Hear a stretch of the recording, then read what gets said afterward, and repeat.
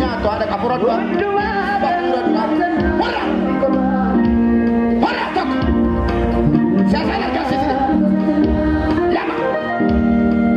Sali. Akur. Sarma. Duraan dursa maqaa keessan achumaan immoo eessaa akka dhuftan Waaqayyo Gooftaan macaa lafa kanatti waldaa burqaa jireenyaa addunyaa keessatti maal akkasiniif godhamee gaggabaabsaa dubbadha.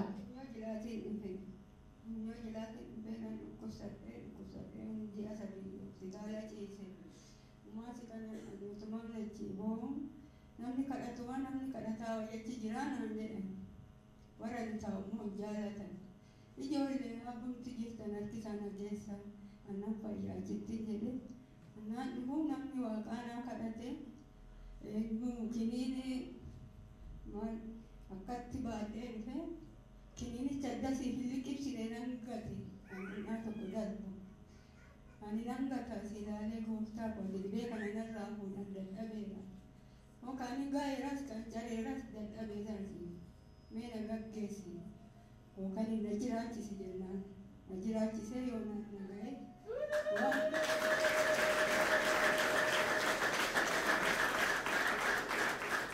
dhibeen keessan akkamsiin godha ture maal keessan si dhugu torbee jaatoon midhaan bishaan hin qammasinin ciniinsuu maarabi ciniinsifadheen koo ciniinsifadheen Tuna rambu minan sifau bishanan sifau oton akkatti canna qabuun dhufee ba'aa kana gooftaan irraa fuudhee lafa kanatti gatee galu.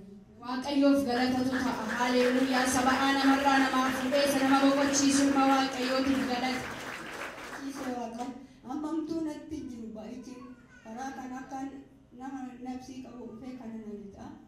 Sabbataan akkattidha sabbanni gadi deebisu gaafa namni waaqaa sitti naa kadhate inni badee annan jiraadhe biyya kootti galeen taa'ee lakki nama kana naa iddoo itti jiraadhe nama kadhadhe daandii hin beeku makiinaa hin beeku kadhadhe isa makiinaa of kadhadhe inni keessa na kaa'ee asitti na gadhe.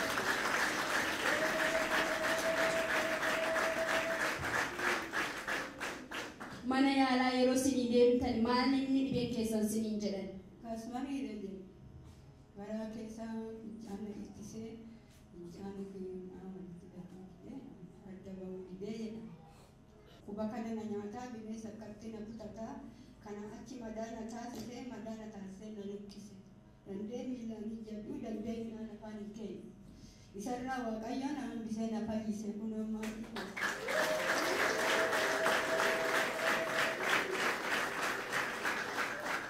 Jabaataniillee olii gadi deemuu dandeessan ture yeroo san. Muumaan deemuu danda'e. Mee amma immoo fayyina keessan mirkaneessuudhaaf olii gadi deemaa nutti agarsiisa. Isa fayyaa namaa guutuu taasisu ilma Waaqayyoof harka keessan mataa keessan gararraatti ol kaasaa. Haleluuyaa.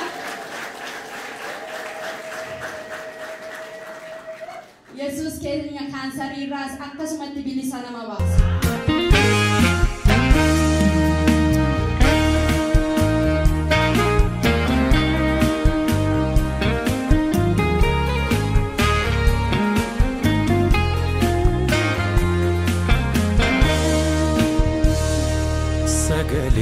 Jireenya qabdaa nagaan si keessaa madda foolii jireenya qabdaa Yesuus ati adda sagalee jireenya qabdaa nagaan si keessaa madda bishaan jireenya qabdaa ati adda.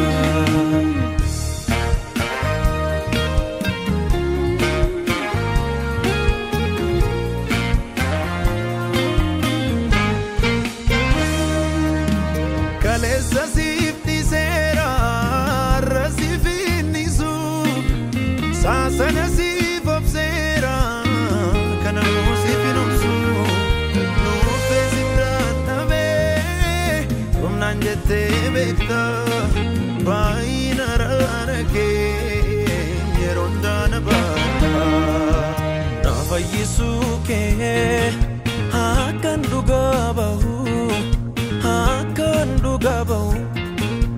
na gargaruke akan ragatau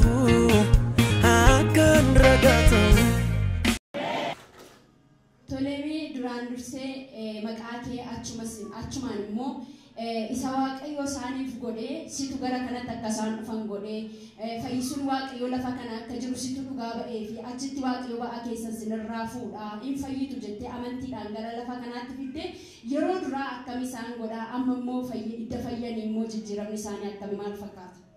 Eshi ani maqaan koo Galaanee Jaalan jedhama. Dhukkubni isaanii akka isaan egaa amma akkasitti naasa'an miti baay'ee cimaa ture.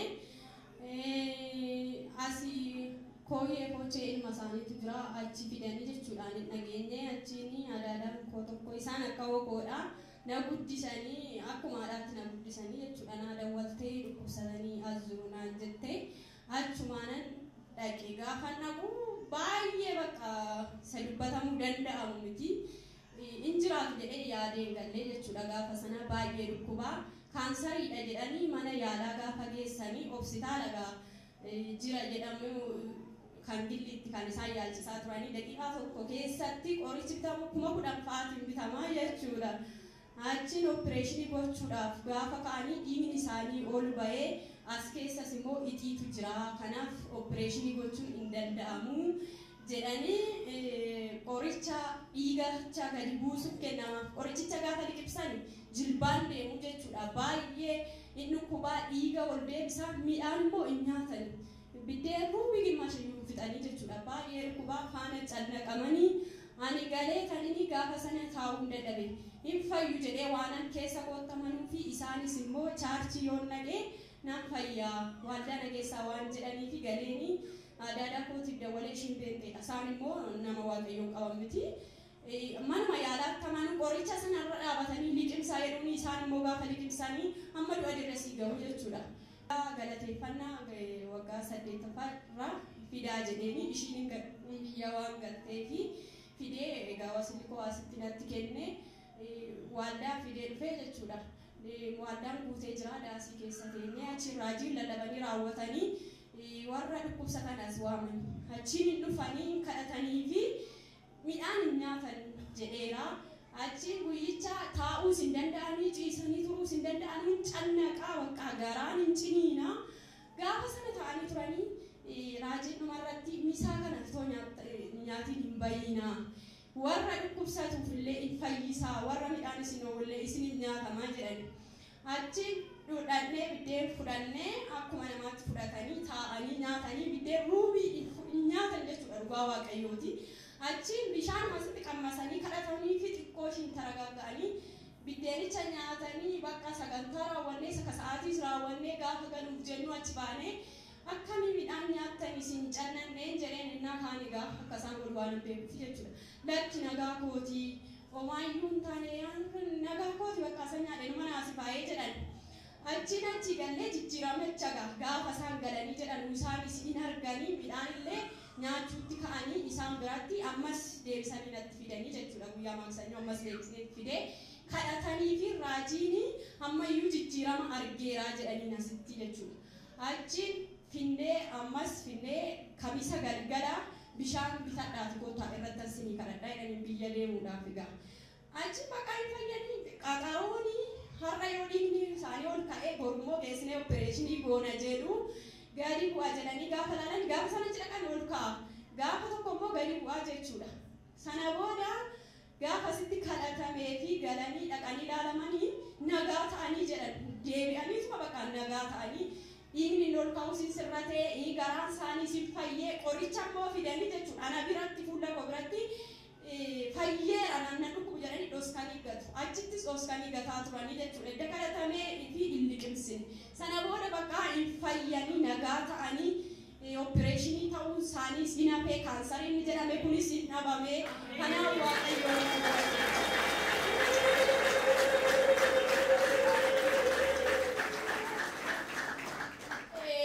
sana booda bakka opereeshinii sin taane galanii fayyanii nagaa isaanii ta'anii biyyatti galaniitu intaa'u dhugaan baadhaqee malee jedhanii namni fidullee dhabame jechuudha dhugaadha.